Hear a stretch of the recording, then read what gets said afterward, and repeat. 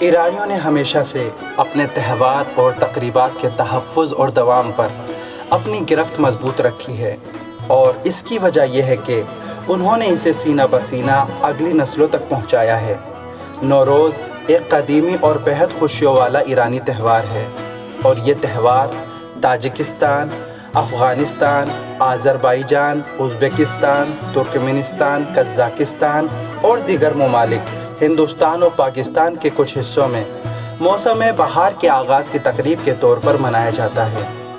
اقوام متحدہ کی جنرل اسمبلی نے 23 فروری 2010 کو ایک قرارداد منظور کی، جس میں 21 مارچ یعنی 1 فروردین کو اور امن کی تہذیب فطرت کے ساتھ دیرینہ تعلق اور عالمی پیمانے پر نوروز منانے والوں کی غیر معمولی تعداد کے پیش نظر اسے اپنے کیلنڈر میں شامل کیا۔